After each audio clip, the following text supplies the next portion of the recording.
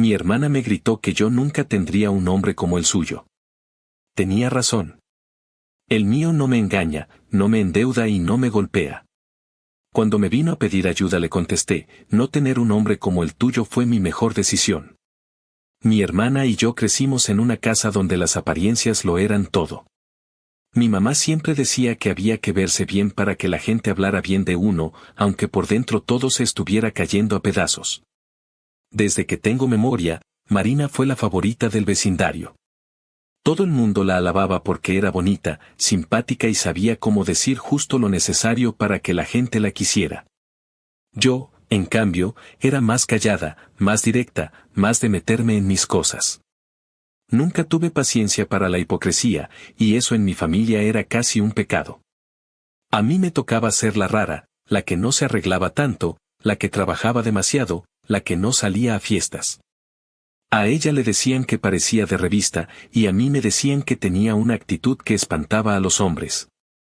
Cuando Marina conoció a Tyler, yo ya vivía sola en San Antonio y trabajaba en una clínica dental. Llevaba una vida tranquila, sin lujos pero sin deudas. Pagaba mi renta, tenía mi carro usado, y vivía con Matt, mi novio de ese entonces, un tipo serio, trabajador y sin aires de grandeza. A mi familia nunca le cayó muy bien porque no era el clásico macho proveedor al que estaban acostumbrados. A mi mamá le molestaba que Matt cocinara, que me ayudara con la limpieza o que no fuera fan de los partidos de fútbol los domingos. En cambio, cuando Tyler apareció, fue como si todos hubieran encontrado al hijo político perfecto.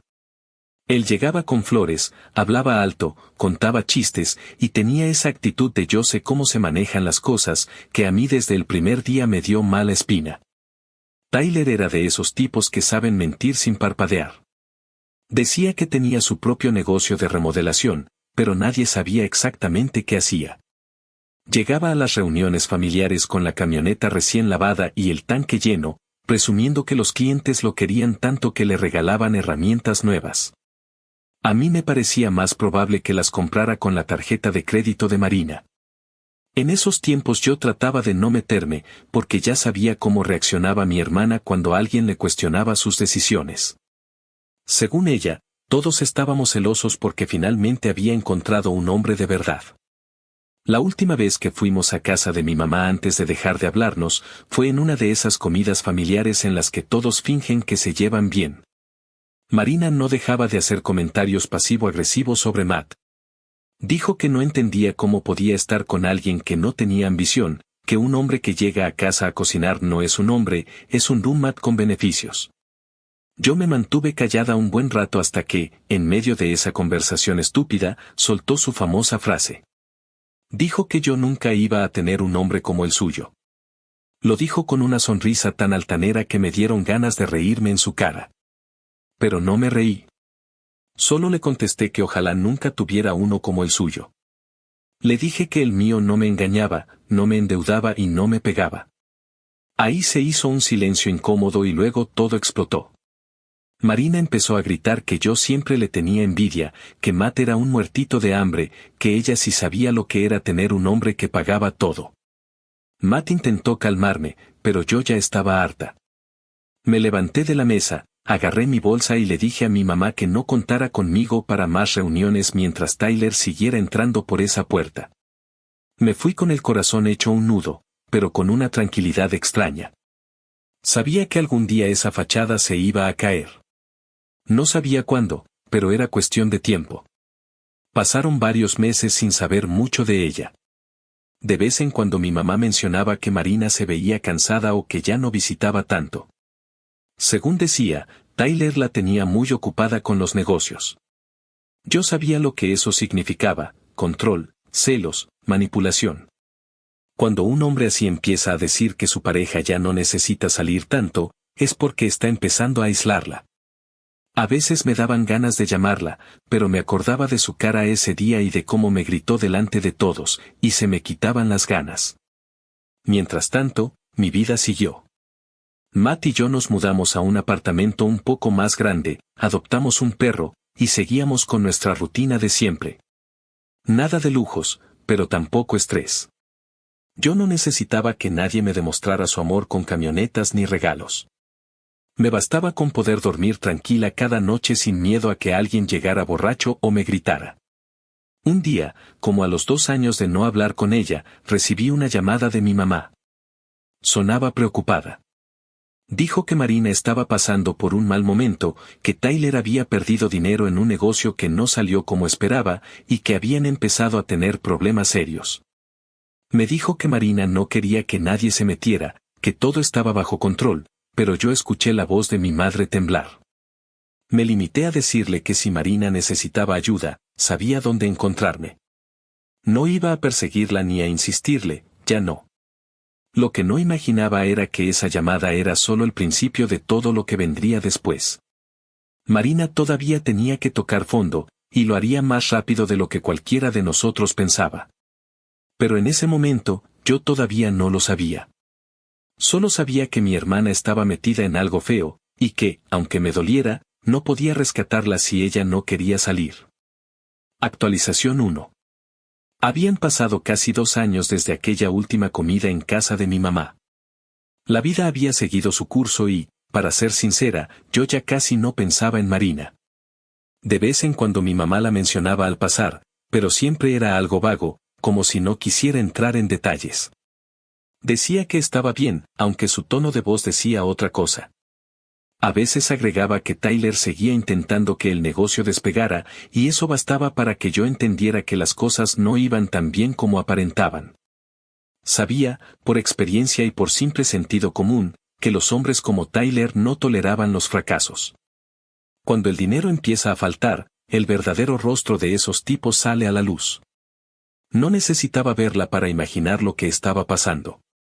Una noche de finales de otoño, mientras Matt y yo veíamos una película en el sillón, alguien tocó la puerta con insistencia. No era un golpe fuerte, más bien desesperado, como de alguien que no sabía si debía quedarse o irse. Cuando abrí, me encontré a Marina. Tenía la cara pálida, los ojos hinchados y el cabello sucio, recogido como pudo. Llevaba una sudadera grande que no era suya y un pantalón de mezclilla manchado. Lo primero que noté fue su mejilla, inflamada y con un tono morado que ya empezaba a volverse amarillo. Me quedé paralizada unos segundos, sin saber si abrazarla o preguntarle qué había pasado. Ella no dijo nada, solo se me quedó viendo con una mezcla de vergüenza y miedo. Entró sin que yo dijera nada. Caminó despacio hacia la sala, se sentó en el sofá y se cubrió la cara con las manos. Matt fue por un vaso de agua y yo me senté a su lado. Cuando por fin habló, su voz era apenas un hilo. Me dijo que Tyler había tenido otro de sus arranques. Dijo que todo empezó por una estupidez, que él se puso celoso porque un compañero de trabajo le había dado un aventón después del turno. Según Tyler, eso era una falta de respeto, una humillación pública. Dijo que ella lo había hecho a propósito para hacerlo quedar como un idiota. Marina trató de explicarle que no tenía carro, que el tipo solo fue amable, pero ya no importaba. Me dijo que él le quitó el teléfono, le gritó que era una zorra y le lanzó una lata de cerveza que la golpeó justo en la cara. Después se fue dando un portazo, dejándola sola en el apartamento. Me contó que había estado caminando por horas sin saber a dónde ir. No tenía dinero, ni teléfono, ni llaves. Cuando quiso entrar al edificio, se dio cuenta de que él había cambiado la cerradura. Se fue a casa de mi mamá, pero mi mamá vive con su esposo, y aunque la dejó pasar un rato, le dijo que no podía quedarse porque no quería problemas. Entonces se vino a mi casa, porque, según sus palabras, ya no quedaba nadie más. Yo la escuchaba mientras me hervía la sangre. No solo por lo que Tyler le había hecho, sino porque, a pesar de todo, todavía trataba de justificarlo. Me decía que no era tan malo, que cuando no toma es diferente, que solo perdió el control por un momento. Ese tipo de frases que uno escucha tanto que ya sabe de memoria cómo terminan. Me dijo que no quería meterlo en problemas, que solo necesitaba un par de días para pensar. Le respondí, sin levantar la voz, que no podía quedarse un par de días si lo que pensaba era regresar con él. Le expliqué que si iba a quedarse en mi casa, íbamos a hacer las cosas bien, que no iba a hacer otra vez el mismo ciclo de siempre. Le dije que no iba a permitir que regresara con él y que luego me dejara de hablar como si nada. Ella se quedó en silencio, mirando el vaso de agua entre las manos, y después me dijo que estaba cansada, que ya no tenía fuerzas para seguir discutiendo. Esa noche le preparé una cama en el cuarto de invitados. Le di hielo para la cara y le presté un teléfono viejo que tenía guardado. Se durmió casi de inmediato, como si llevara días sin cerrar los ojos. Yo no pude dormir. Me quedé despierta en la sala, mirando las luces del estacionamiento filtrarse por la ventana. Matt me dijo que había que tener cuidado, que ese tipo era capaz de cualquier cosa. Le respondí que lo sabía, que justamente por eso no iba a permitir que mi hermana siguiera sola. A la mañana siguiente, la convencí de ir a urgencias. Le expliqué que era importante que dejaran constancia de las lesiones, que eso no era solo un golpe, sino una agresión. No quería hacerlo, decía que le daba vergüenza, que los doctores iban a pensar que era una tonta. Le dije que los doctores han visto cosas peores y que, además, si algún día quería protegerse legalmente, iba a necesitar pruebas. Terminó aceptando, aunque a regañadientes. En el hospital le tomaron fotos, le preguntaron si quería hacer un reporte, y yo la animé a hacerlo. Me miró como si le estuviera pidiendo que se tirara de un puente. Al final, lo hizo. Su voz temblaba mientras contaba lo que pasó, pero lo contó. Cuando firmó el documento, se le salieron las lágrimas, como si de pronto se diera cuenta de que su vida había llegado a ese punto. Después de eso fuimos a comer algo. No hablaba mucho. Se limitaba a mirar por la ventana, moviendo el tenedor sin tocar la comida. En un momento me dijo que no entendía cómo había llegado tan lejos. Me confesó que Tyler le debía miles de dólares, que había usado su crédito para abrir cuentas y comprar herramientas, que todo estaba a su nombre. Cuando le pregunté si todavía tenía contacto con él, me dijo que no sabía, que el tipo la llamaba desde números distintos y que a veces le dejaba mensajes diciéndole que la amaba y que solo quería hablar. En ese momento le dije lo que llevaba años esperando decir. Le recordé aquella vez en casa de mamá, cuando me gritó que yo nunca tendría un hombre como el suyo. Le dije que tenía razón, que no tenía un hombre como el suyo, y que gracias a eso dormía tranquila, sin miedo y sin deudas. Ella no contestó. Se quedó en silencio, mordiéndose el labio. Luego soltó un suspiro largo y dijo que me odiaba por tener razón. No lo dijo con rabia, sino con tristeza. Fue la primera vez en muchos años que la vi sincera. Esa noche, ya en casa, hicimos una lista de todo lo que había que resolver.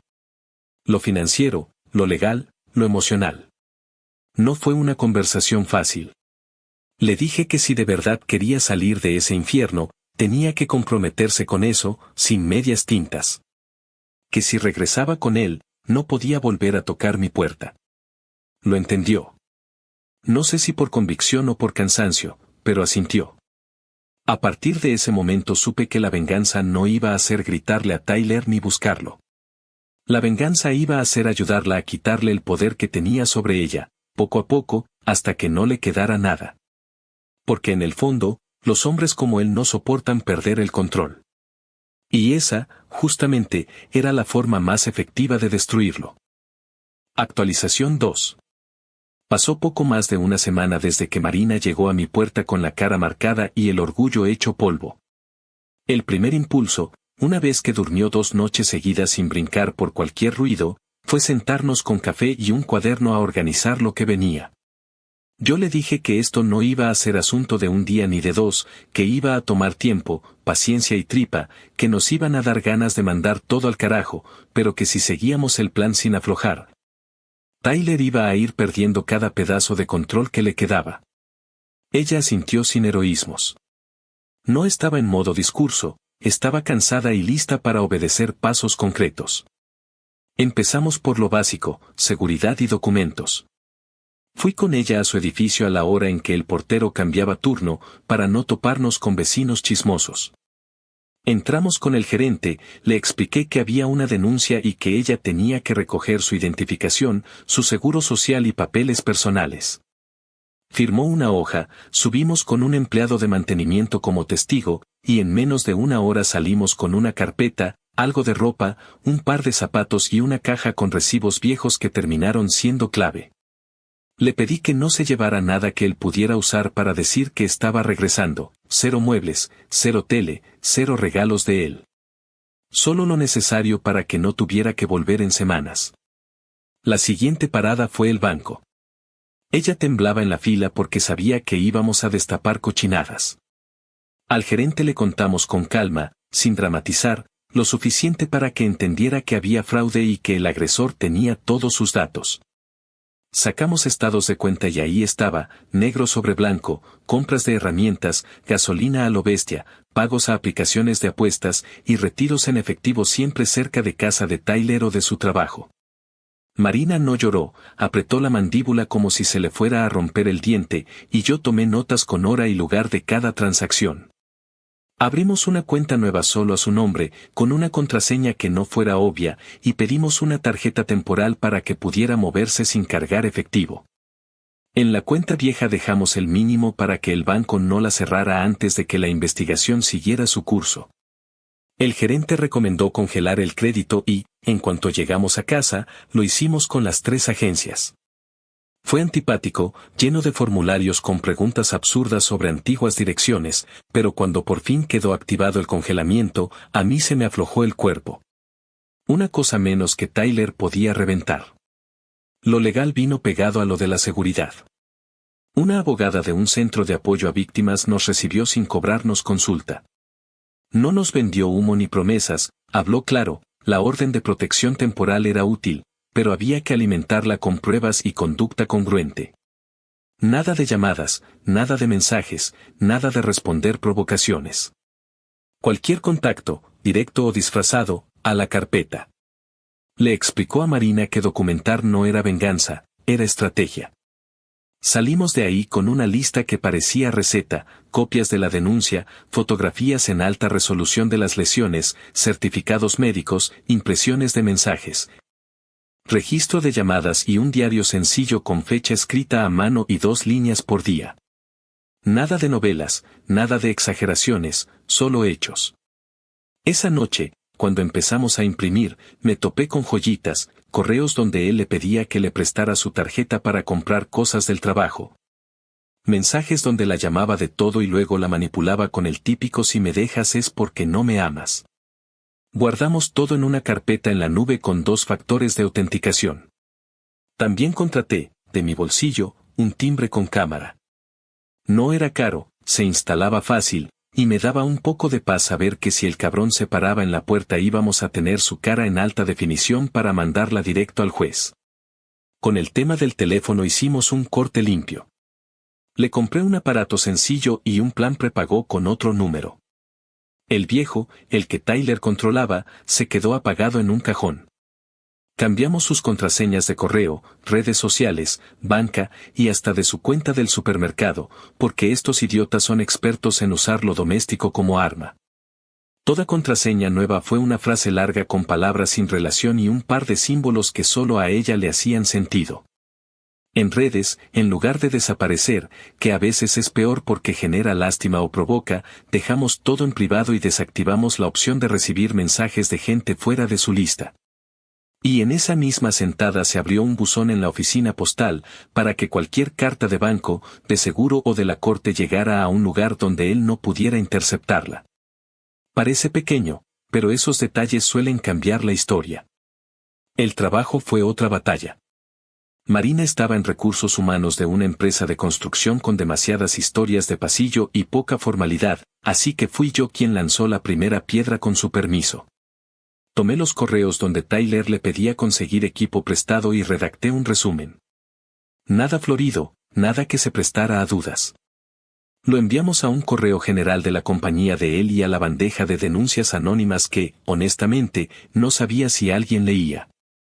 En menos de una semana contestaron pidiendo hablar con ella. La abogada nos dijo que no había que decir más de lo necesario, que se limitara a confirmar que ella no trabajaba ahí y que no tenía idea de por qué su nombre estaba vinculado a esos pedidos. La empresa, oliendo a posible robo interno, se movió rápido. A Tyler lo suspendieron mientras investigaban y ese mismo día intentó llamarla desde un número desconocido. Marina no contestó, registró la hora y el intento y me lo mandó. Llamamos a la policía, hicimos constar el intento de contacto, y el oficial que tomó el reporte fue claro: si vuelve a intentarlo, llamen de inmediato. Yo quería abrir una botella, pero nos limitamos a pedir tacos para celebrar ese pequeño golpe que sabía a justicia. El tema de la camioneta fue el más tenso. Marina había confirmado esa maldita deuda cuando la relación estaba en la fase del teatro de flores y promesas. La financiera ya les había enviado 2 avisos por atraso, y él los escondió.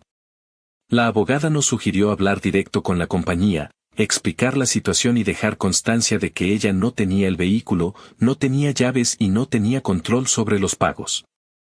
Fue una llamada larga, con una supervisora que primero sonó escéptica y luego cambió el tono cuando oyó la palabra orden de protección. Registraron su relato y abrieron un caso. A las pocas madrugadas, una grúa hizo su trabajo. Marina no estaba en la calle para verlo, pero alguien del edificio le mandó un mensaje a una amiga en común y, de rebote, nos enteramos. Yo sentí una mezcla rara: alivio, miedo y un poco de satisfacción, porque ese juguete era una herramienta que él usaba para presumir y a veces para perseguirla. Ya no lo tenía. No descuidamos lo psicológico. Las heridas visibles sanan más rápido que las otras. La terapeuta del centro de víctimas fue al grano, le explicó el ciclo, le puso nombres a las trampas.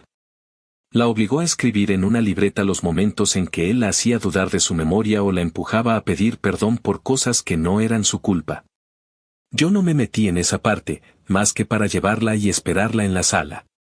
Al salir de la tercera sesión se sentó en el auto, se quedó mirando el tablero y dijo que estaba enojada con ella misma por haber aguantado tanto.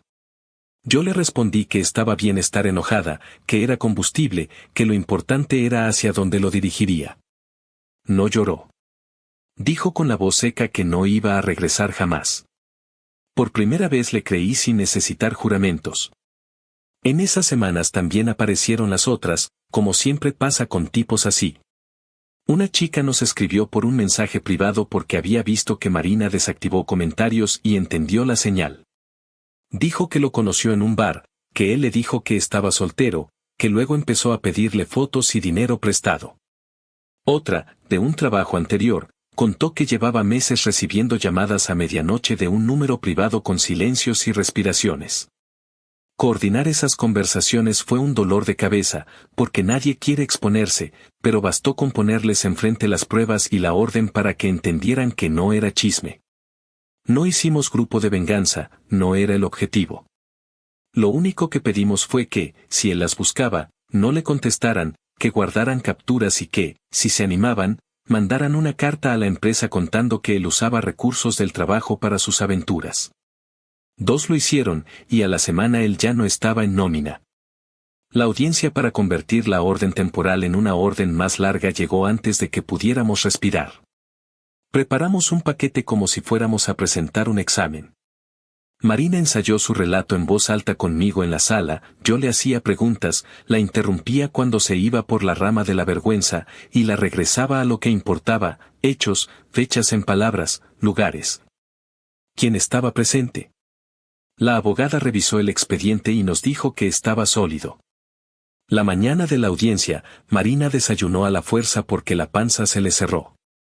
En el tribunal, Tyler apareció con esa sonrisa forzada de tipo que cree que es carismático y ya no le funciona. No miró a Marina, miró a todos como pidiendo aliados. Cuando llegó el turno, la jueza la trató con una mezcla de firmeza y respeto que yo agradecí. Le pidió que contara sin adornos. Marina habló y no tembló. Mostró las fotos, describió los mensajes, explicó lo del banco, lo del auto, lo del intento de contacto. El abogado de él intentó cargarla de culpa con preguntas que daban asco, pero la jueza lo frenó 2 veces.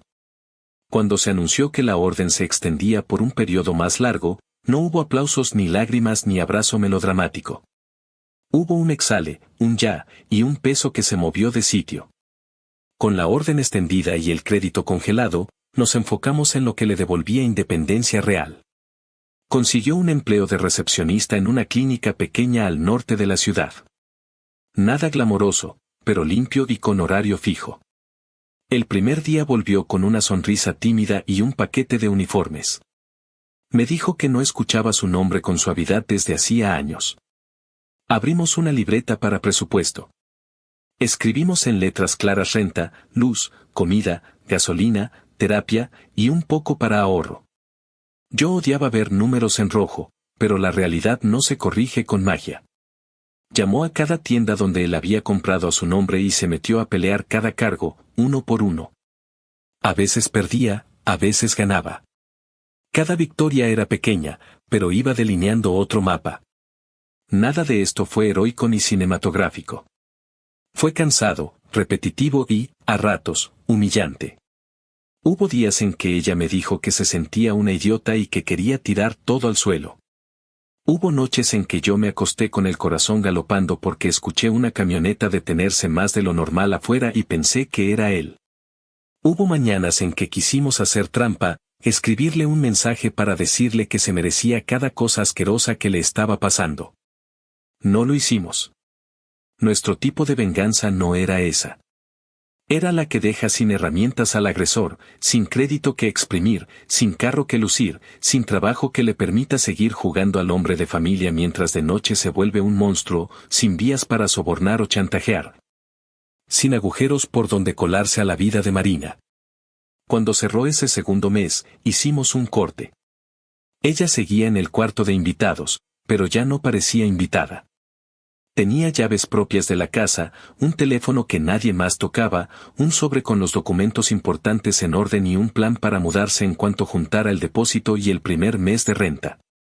Me miró en la cocina, apoyó la espalda en el refrigerador y dijo que todo se sentía lento, pero distinto. Yo le respondí que el ritmo era ese y que estaba bien, que no necesitábamos fuegos artificiales para saber que algo estaba cambiando en serio.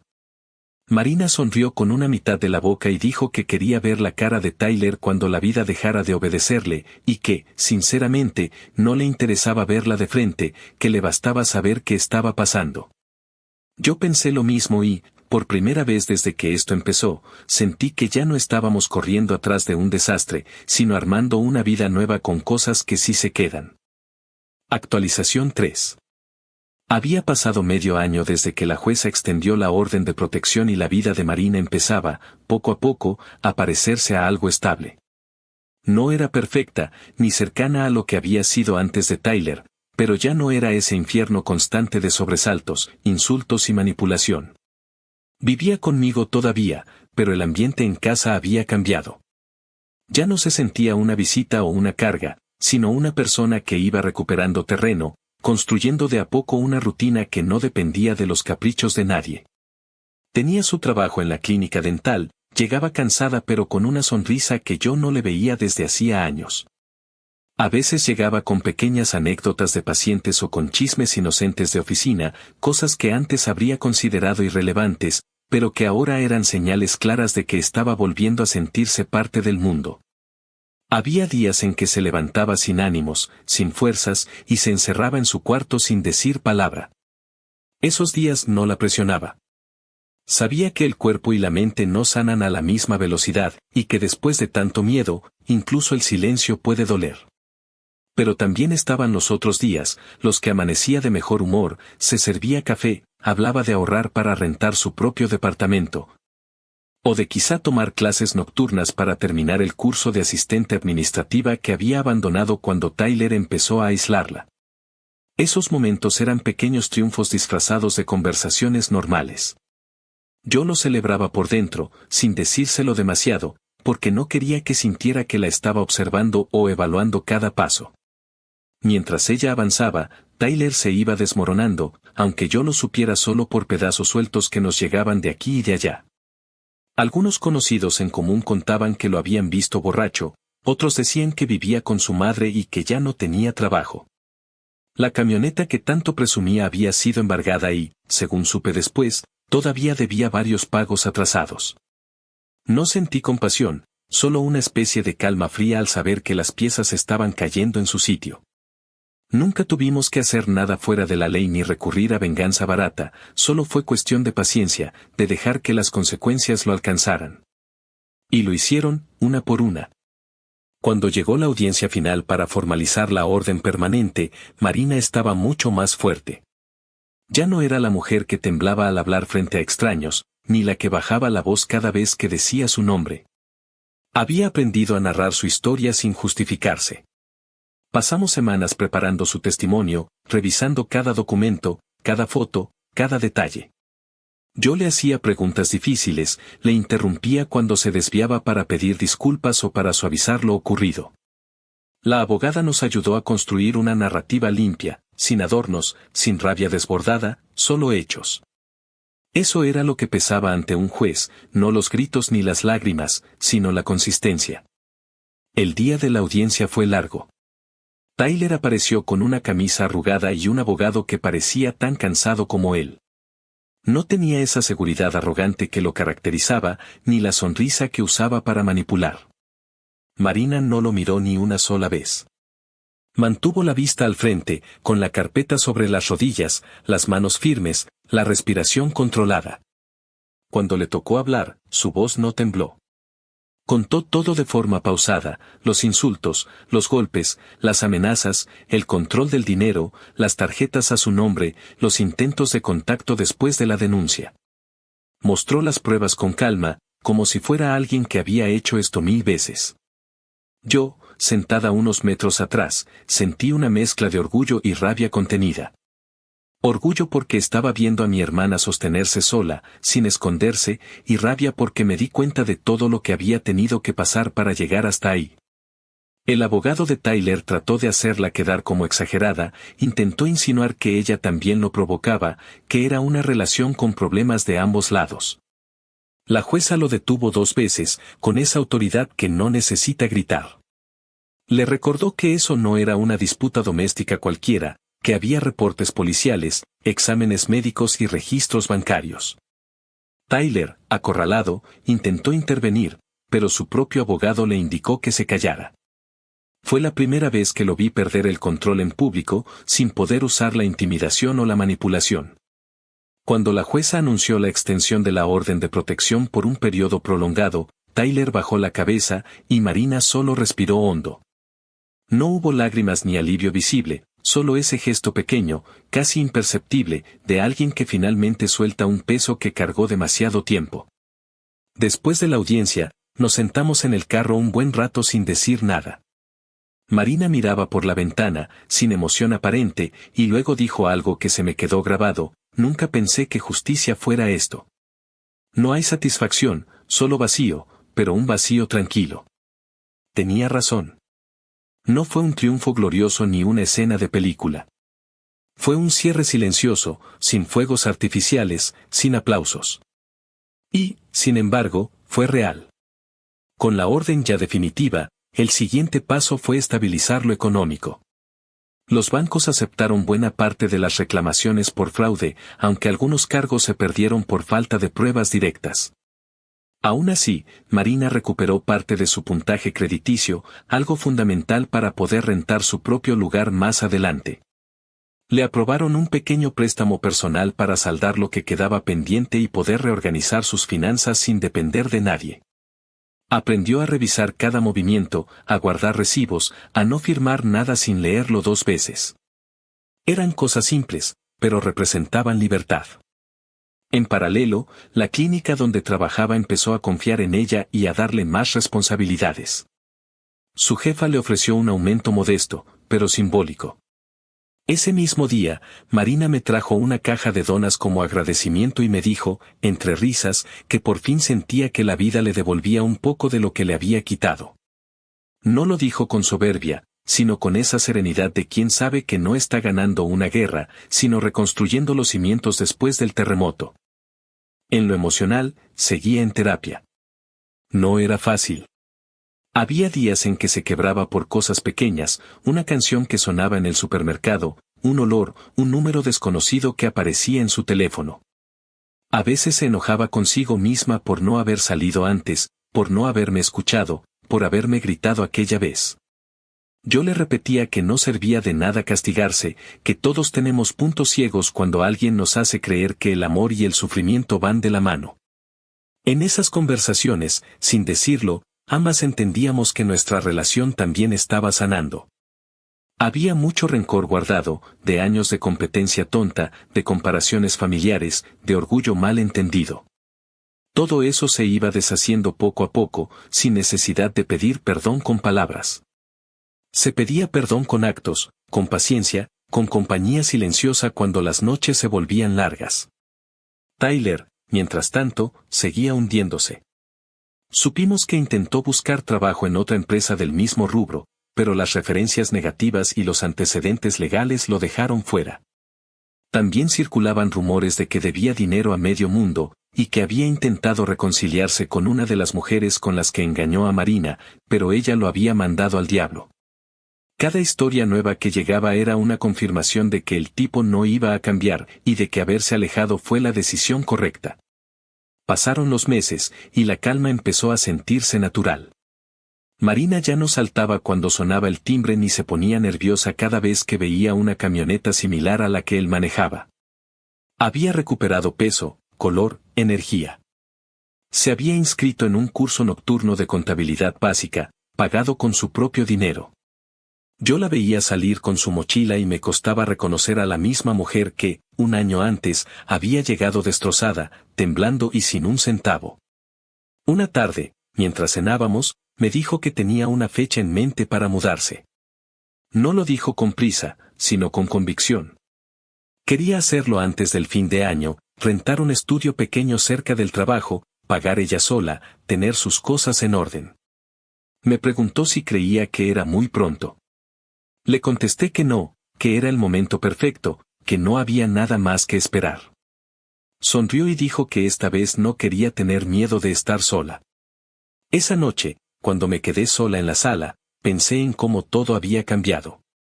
La venganza no había sido gritarle a Tyler, ni arruinarle la vida con chismes o enfrentamientos.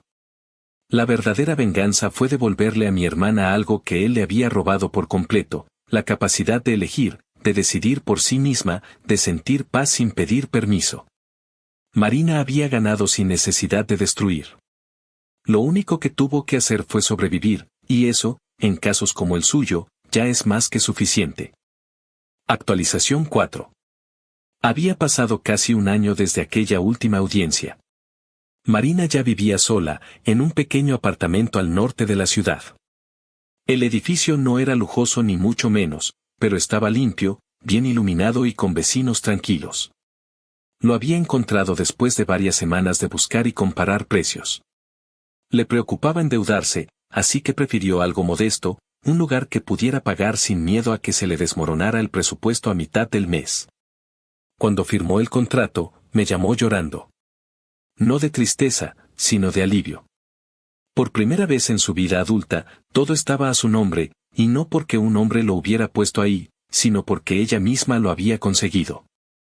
Era su espacio, su puerta, su llave, su cama, su silencio.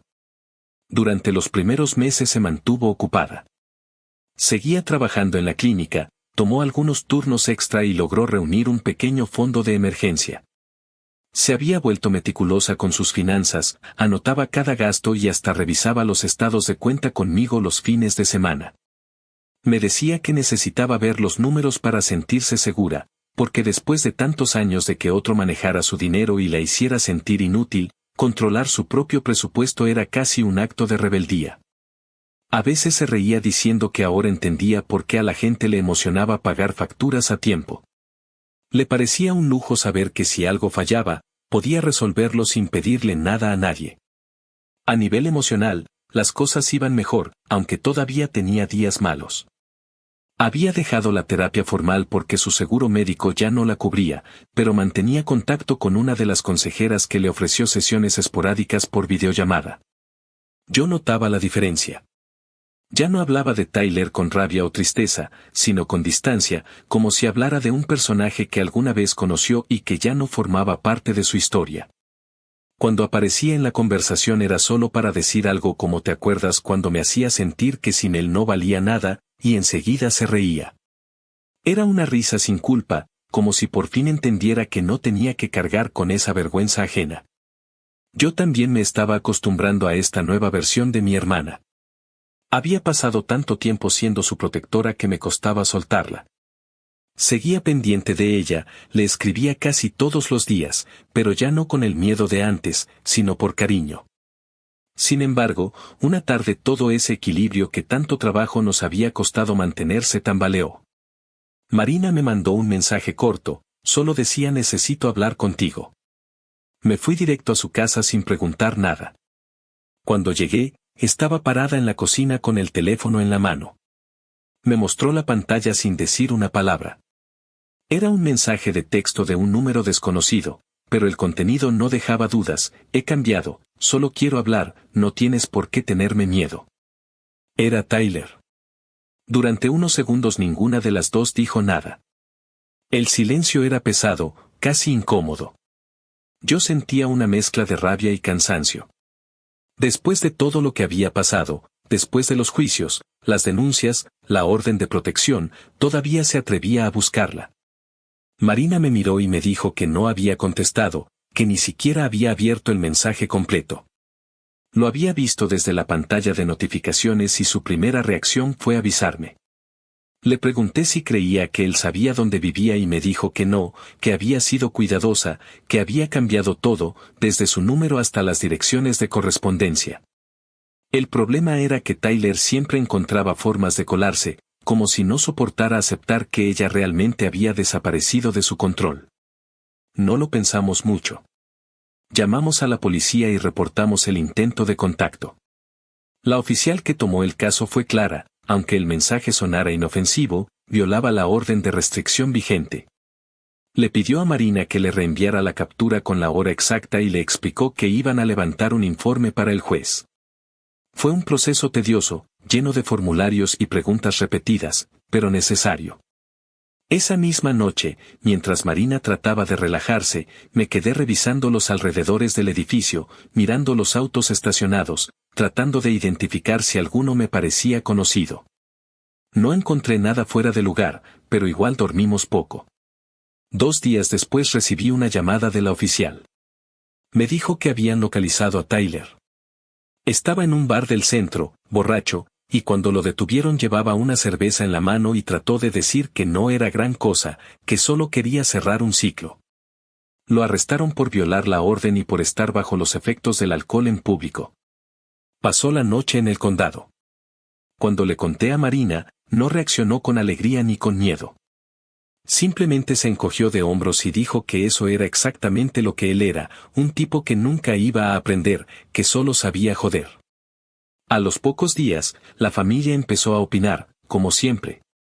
Mi mamá me llamó llorando, diciendo que no entendía por qué Marina no podía dejar el pasado atrás, que todo el mundo merece una segunda oportunidad.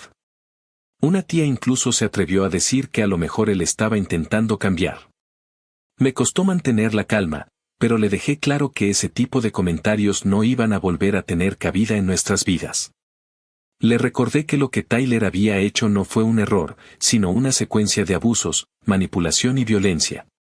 Que perdonar no significaba ponerle alfombra a un agresor para que vuelva a pisarte. Que si quería hablar de segundas oportunidades, que hablara de la que su hija se estaba construyendo, no de la que un cobarde creía merecer. Con el arresto, las cosas se calmaron.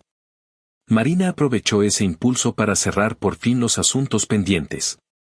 Fue a la corte a renovar la orden, presentó las pruebas del nuevo intento de contacto y la jueza aprobó una extensión. Esta vez, cuando salió del juzgado, respiró hondo y dijo que se sentía libre de verdad. Ya no era solo un papel que la protegía, era una confirmación de que el sistema había reconocido su esfuerzo por salir adelante y que, al menos por un tiempo, podía vivir sin mirar sobre el hombro. Los meses siguientes fueron distintos.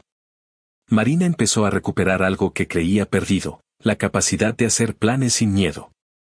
Hablaba de ahorrar para comprar un carro usado, de tomar vacaciones cortas, de visitar otros estados. Por primera vez, mencionaba el futuro sin que sonara a una ilusión frágil. Había conocido a algunas personas en su trabajo, no eran amigos cercanos, pero eran compañía. Me contó que salían a almorzar los viernes, que a veces iban por una cerveza después del turno. Cuando me lo dijo, la miré con cierta preocupación, no por desconfianza, sino por reflejo. Ella se dio cuenta y me tranquilizó.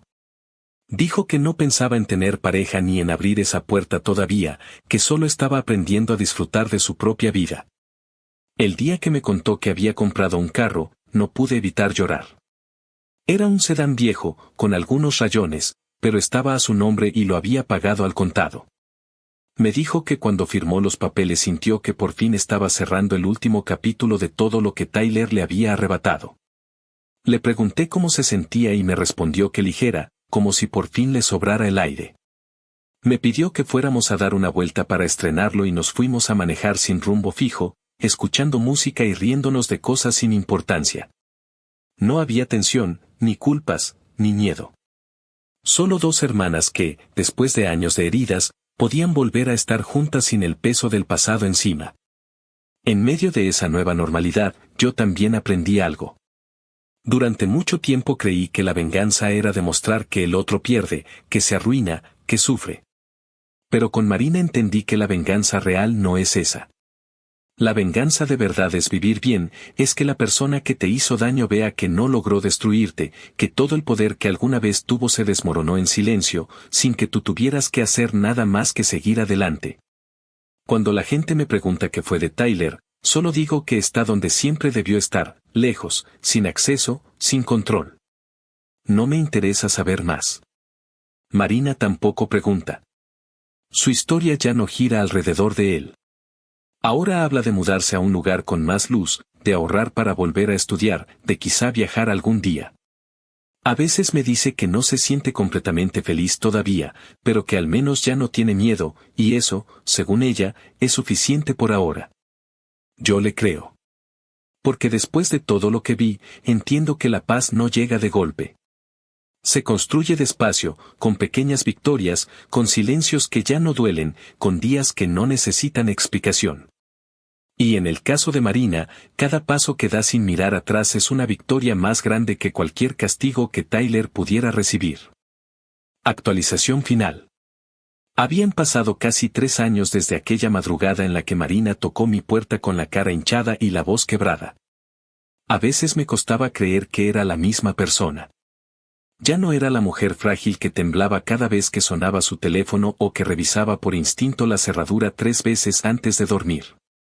Había recuperado su independencia, su carácter y, sobre todo, la seguridad en sí misma. Vivía sola, en un pequeño apartamento que ella misma había decorado con cosas que le gustaban y no con lo que alguien más le decía que debía tener. Las paredes tenían fotos que había tomado en sus paseos, plantas que mantenía vivas con esmero y una mesa que compró de segunda mano y restauró ella misma. No era lujo, pero era suyo, completamente suyo, y eso bastaba para que se sintiera en paz. Había conseguido un ascenso en la clínica. Ahora se encargaba del área administrativa, lo que significaba más trabajo y más responsabilidades, pero también un salario mejor y, sobre todo, un reconocimiento que nunca había tenido antes. Su jefa confiaba en ella, los compañeros la respetaban, y de vez en cuando le pedían consejos sobre temas que antes le habrían parecido fuera de su alcance.